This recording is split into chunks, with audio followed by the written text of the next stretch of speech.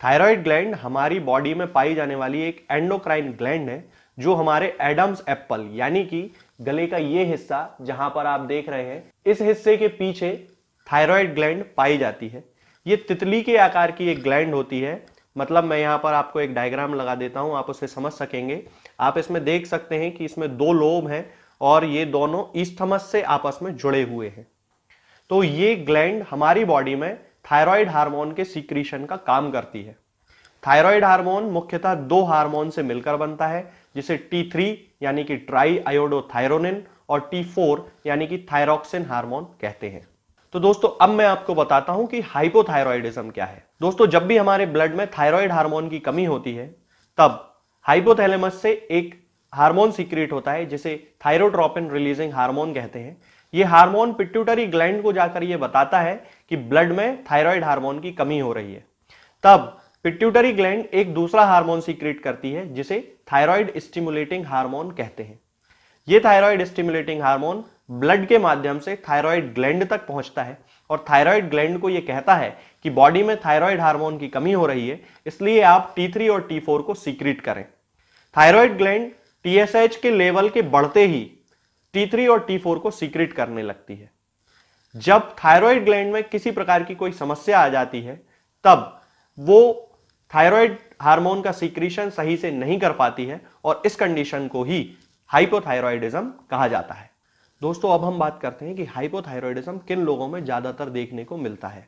तो खास तौर से वे लोग जिनमें हाइपोथायरॉयडिज्म की फैमिली हिस्ट्री होती है या फिर किसी क्रॉनिक बीमारी जैसे कि multiple sclerosis, vitiligo, pernicious anaemia, type 1 diabetes, इस बीमारियों की कोई हिस्ट्री होती है, उन लोगों में भी हाइपोथायरॉयडिज्म ज्यादा देखने को मिलता है। और पुरुषों की अपेक्षा महिलाओं में और खासतौर से ओल्ड एज की पेशेंट्स में हाइपोथायरॉयडिज्म के केसेस ज्यादा देखने को मिलते हैं। अब हम बात करते हैं कि हाइपोथायरॉयडिज्म किन कारणों से बॉडी में डेवलप होता है। तो इसका सबसे प्रमुख जो पहला कॉज है वो है हाशिमोटो डिसीज। दोस्तों ये एक ऐसी बीमारी होती है जिसमें हमारा इम्यून सिस्टम हमारी थायराइड ग्लैंड को नष्ट करने लगता है, जिसके कारण थायराइड ग्लैंड में सूजन आ जाती है, जिसको हाशिमोटो थायराइडाइटिस कहते हैं। और उस कंडीशन में थायराइड हार्मोन्स के सीक्रेशन ब्लड में पर्याप्त मात्रा में नहीं हो पाते हैं, जिसके कारण हाइपोथायरॉयडिज्म बॉडी में डेवलप होता है। इसके बाद अगला रीजन है आयोडीन डेफिशिएंसी। हम लोग जो खाना खाते हैं उसके माध्यम से ही आयोडीन हमारी बॉडी में पहुंचता है, क्योंकि हमारी बॉडी में आयोडीन का फॉर्मेशन नहीं होता है। तो वे लोग जो आयोडीन की कमी वाला खाना खाते हैं उन लोगों में भी हाइपोथायरॉयडिज्म डेवलप होने के चांसेस बहुत ज्यादा होते हैं। इसके बाद प्रेगनेंसी भी हाइपोथायरॉयडिज्म का एक मुख्य कारण माना जाता है। बहुत सारी महिलाओं में प्रेगनेंसी के दौरान भी हाइपोथायरॉयडिज्म के केसेस देखने को मिलते हैं, क्योंकि कई महिलाओं में प्रेगनेंसी के दौरान थायराइड ग्लैंड में इन्फ्लेमेशन हो जाता है। इस कंडीशन को पोस्टपार्टम थायराइडाइटिस कहते हैं। लेकिन डिलीवरी होने के बाद उनका हाइपोथायरॉयडिज्म धीरे धीरे ठीक होने लगता है। इसके अलावा दोस्तों कभी कभी पिट्यूटरी ग्लैंड में होने वाला कोई ट्यूमर या पिट्यूटरी ग्लैंड में होने वाली किसी एब्नॉर्मेलिटी के कारण भी पेशेंट्स में हाइपोथायरॉयडिज्म के केसेस बहुत ज्यादा मात्रा में देखने को मिलते हैं। हाइपोथैलेमस से पिट्यूटरी ग्लैंड के बीच यदि किसी प्रकार की कोई एब्नॉर्मेलिटी डेवलप हो जाती है या फिर हाइपोथैलेमस में भी किसी प्रकार का कोई ट्यूमर या और कोई एब्नॉर्मल कंडीशन डेवलप हो जाती है, तब उस कंडीशन में भी हाइपोथायरॉयडिज्म के केसेस ज्यादातर देखने को मिलते हैं। इसके अलावा जेनेटिक कॉज भी हाइपोथायरॉयडिज्म में एक बहुत महत्वपूर्ण भूमिका निभाता है। बहुत सारे ऐसे पेशेंट्स भी देखने में मिलते हैं जिनमें किसी जेनेटिक डिसऑर्डर के कारण हाइपोथायरॉयडिज्म डेवलप हो जाता है। दोस्तों अब हम बात करते हैं हाइपोथायरॉयडिज्म के साइंस और सिम्टम्स के बारे में। तो इसके जो प्रमुख सिम्टम्स पेशेंट्स में देखने को मिलते हैं वो है फटीग यानी कि थकान होना, वीकनेस यानी कि बहुत ज्यादा कमजोरी होना, पेशेंट्स की मेमोरी भी वीक हो जाती है, उनके कंसंट्रेशन की पावर भी बहुत ज्यादा वीक हो जाती है। इसके अलावा उनके हाथ पैर ठंडे रहने लगते हैं, उनमें मेंस्ट्रुअल इरेगुलरिटीज आने लगती हैं, कभी उनको मेट्रोरेजिया हो जाता है और कभी कभी मेंसेस स्कैंटी हो जाते हैं, यानी कि उनके जो पीरियड्स होते हैं वो इरेगुलर हो जाते हैं। इसके अलावा बहुत सारे पेशेंट्स में बालों का झड़ना, कार्पल टनल सिंड्रोम, हाथ पैरों में सूजन आ जाना, भूख ना लगना और भूख ना लगने के बावजूद वजन में बढ़ोतरी होना यानी कि ओबेसिटी डेवलप होना, कॉन्स्टिपेशन, डिस्पेप्सिया, स्किन का ड्राई और रफ हो जाना, वॉइस में परिवर्तन यानी कि आवाज में परिवर्तन हो जाना, सुनने की क्षमता में कमी आना, स्लो पल्स रेट, और इसके साथ साथ बहुत सारे पेशेंट्स में मेंटल सिम्टम्स भी देखने को मिलते हैं जैसे कि डिप्रेशन और एंजाइटी। दोस्तों अब हम बात करते हैं कि हमारी बॉडी में थायराइड का लेवल क्या है, इसको हम कैसे पता लगा सकते हैं, यानी कि हम हाइपोथायरॉयडिज्म की डायग्नोसिस कैसे कर सकते हैं। तो इसका सबसे अच्छा तरीका है दोस्तों थायराइड प्रोफाइल कराना, यानी कि थायराइड फंक्शन टेस्ट करा लेना। इसमें T3, T4 और TSH के ब्लड में लेवल्स का पता चल जाता है। ब्लड में पाए जाने वाले T4 और TSH की मात्रा के अनुसार हाइपोथायरॉयडिज्म 3 भागों में डिवाइड किया जा सकता है, जिन्हें ओवर्ट हाइपोथायरॉयडिज्म, सब क्लिनिकल हाइपोथायरॉयडिज्म और सेंट्रल हाइपोथायरॉयडिज्म कहा जाता है। सेंट्रल हाइपोथायरॉयडिज्म वो कंडीशन है जिसमें TSH नॉर्मल हो सकता है और लो हो सकता है, और उसके साथ साथ T4 के लेवल भी बॉडी में लो रहते हैं। इसके बाद आता है ओवर्ट हाइपोथायरॉयडिज्म। तो ओवर्ट हाइपोथायरॉयडिज्म वो कंडीशन है जिसमें TSH के लेवल बढ़े हुए होते हैं और T4 के लेवल कम हो जाते हैं। इसके बाद अगला है सब क्लिनिकल हाइपोथायरॉयडिज्म। तो सब क्लिनिकल हाइपोथायरॉयडिज्म में T4 का लेवल तो नॉर्मल रहता है, लेकिन TSH का लेवल्स बढ़ जाते हैं। इस तरह से हम हाइपोथायरॉयडिज्म की डायग्नोसिस बड़ी आसानी से कर सकते हैं। दोस्तों अब हम बात करते हैं कि किन होम्योपैथिक मेडिसिन की सहायता से हम हाइपोथायरॉयडिज्म को पूरी तरह से ठीक कर सकते हैं। लेकिन उसके पहले मैं दोस्तों आपको बता दूं कि आज हमारे मेडिकल फ्रेटर्निटी में ऐसा बहुत ज्यादा देखने में आ रहा है कि किसी भी पेशेंट्स को जब भी वजन बढ़ने की कोई शिकायत होती है तब सबसे पहले उसका थायराइड टेस्ट करा लिया जाता है, उसके बहुत सारे हार्मोनल टेस्ट करा लिए जाते हैं। उन हार्मोनल टेस्ट में थोड़ा सा भी कुछ अंतर आने पर उसकी तरह तरह की दवाइयां चालू कर दी जाती हैं। ये दवाइयां हमारी बॉडी को बहुत ज्यादा नुकसान पहुंचाती हैं।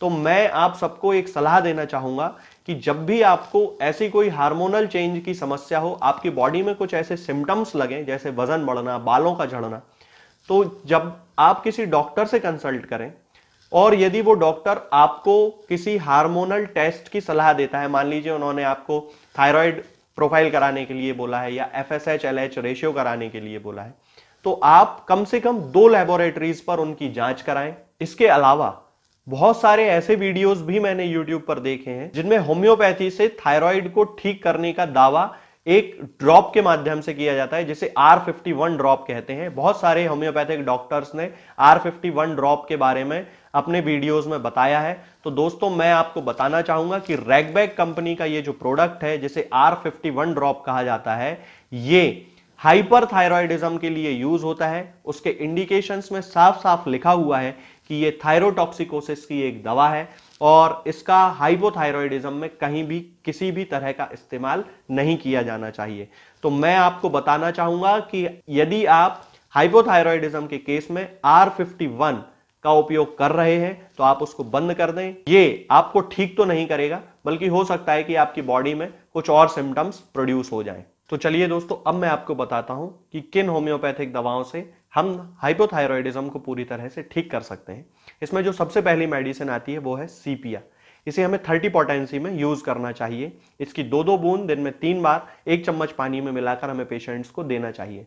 इसके जो पेशेंट्स होते हैं उनमें स्कैंटी मेंसेस की प्रॉब्लम होती है, यानी कि पीरियड्स जो होते हैं उनमें ब्लीडिंग बहुत कम होती है और पेशेंट्स के हाथ पैर बहुत ज्यादा ठंडे होते हैं। पेशेंट्स इरिटेबल होती है, यानी कि उनके स्वभाव में चिड़चिड़ापन रहता है। उनके बाल बहुत ज्यादा झड़ते हैं, उन्हें कब्ज की प्रॉब्लम होती है और उन्हें खट्टी चीजें खाना जैसे अचार, नींबू, ये सब चीजें खाना उन्हें बहुत ज्यादा पसंद होता है। तब उन पेशेंट्स में हम सीपिया 30 पोटेंसी में दे सकते हैं। इसके बाद दूसरी मेडिसिन आती है दोस्तों कैलकेरिया कार्ब। कैलकेरिया कार्ब के पेशेंट्स में चौक या मिट्टी खाने की बहुत ज्यादा आदत होती है। उनमें कॉन्स्टिपेशन की भी शिकायत होती है। ओबेसिटी बहुत ज्यादा उनमें पाई जाती है, यानी कि पेशेंट्स में मोटापा पाया जाता है। उन्हें गर्मी बहुत ज्यादा लगती है, पसीना बहुत ज्यादा आता है। तब उस कंडीशन में हमें कैलकेरिया कार्ब 30 पोटेंसी में 2-2 बूंद दिन में 3 बार 1 चम्मच पानी में मिलाकर उन्हें देना चाहिए। इसके बाद अगली मेडिसिन आती है दोस्तों ग्रेफाइटिस। ग्रेफाइटिस के जो पेशेंट्स होते हैं उनमें किसी ना किसी प्रकार की स्किन से रिलेटेड प्रॉब्लम की कोई हिस्ट्री जरूर रही होती है। तब उस कंडीशन में हमें ग्रेफाइटिस हाइपोथायरॉयडिज्म के केसेस में यूज करना चाहिए। इनकी जो महिलाएं होती हैं उन महिलाओं में मेंस्ट्रुअल इरेगुलरिटी भी बहुत ज्यादा मात्रा में पाई जाती है। इसके अलावा उनकी ओवरीज में सिस्ट पाए जा सकते हैं, यूट्राइन फाइब्रॉइड की समस्या उनको हो सकती है। तब उस कंडीशन में हाइपोथायरॉयडिज्म के केस में हमें ग्रेफाइटिस 30 पोटेंसी में 2-2 बूंद दिन में 3 बार 1 चम्मच पानी में मिलाकर पेशेंट को देना चाहिए। इसके बाद अगली मेडिसिन आती है दोस्तों आयोडियम। ज्यादातर आयोडियम का जो इस्तेमाल किया जाता है वो हाइपरथायरॉयडिज्म के केसेस में किया जाता है, लेकिन कई बार ऐसे भी पेशेंट्स देखने को मिलते हैं जिनमें हाइपोथायरॉयडिज्म की कंडीशन में भी आयोडियम के सिम्टम्स देखने को मिलते हैं। तब उस कंडीशन में हमें आयोडियम 30 पोटेंसी में 2-2 बूंद दिन में 3 बार 1 चम्मच पानी में मिलाकर देना चाहिए। आयोडियम के जो पेशेंट्स होते हैं वो ज्यादातर डार्क कॉम्प्लेक्शन के होते हैं, यानी कि उनकी त्वचा का रंग डार्क होता है, ब्रेस्ट में नोडोसिटीज डेवलप हो जाती हैं और उन्हें सफेद पानी की यानी कि ल्यूकोरिया की बहुत ज्यादा शिकायत होती है। इसके बाद अगली मेडिसिन आती है दोस्तों थायरॉयडिनम। थायरॉयडिनम होम्योपैथी में हाइपोथायरॉयडिज्म के लिए लगभग एक स्पेसिफिक मेडिसिन का काम करती है। इसे हमें 30 पोटेंसी में यूज करना चाहिए। इसके जो पेशेंट्स होते हैं उनमें हाइपोथायरॉयडिज्म के सभी सिम्टम्स देखने को मिलते हैं, जैसे कि बालों का बहुत ज्यादा झड़ना, पुअर कंसंट्रेशन, वीक मेमोरी, बहुत ज्यादा वीकनेस होना, फटीग बहुत ज्यादा रहती है यानी कि पेशेंट्स में थकान बहुत ज्यादा रहती है, उनकी पल्स बहुत स्लो चलती है, उनके हाथ पैर बहुत ठंडे होते हैं, जॉइंट पेन की उनको शिकायत होती है यानी कि उनके जोड़ों में बहुत ज्यादा दर्द होता है। तब उस कंडीशन में हमें हाइपोथायरॉयडिज्म के केसेस में थायरॉयडिनम 30 पोटेंसी में 2-2 बूंद दिन में 3 बार 1 चम्मच पानी में मिलाकर देना चाहिए। दोस्तों अब मैं आपको बताता हूं एक ऐसे कॉम्बिनेशन के बारे में जिसका उपयोग करने से आप हाइपोथायरॉयडिज्म को पूरी तरह खत्म कर सकते हैं और इसके लिए आपको जीवन भर दवाइयां भी नहीं खानी पड़ेंगी। इस कॉम्बिनेशन में आपको 2 मेडिसिन लेकर आना है, थायरॉयडिनम 30 पोटेंसी में और कैलकेरिया कार्ब 3x पोटेंसी में। थायरॉयडिनम को आपको 2-2 बूंद दिन में 3 बार 1 चम्मच पानी में मिलाकर उपयोग करना है और कैलकेरिया कार्ब 3x की 4-4 टैबलेट्स दिन में 3 बार सुबह, दोपहर और शाम खाना है।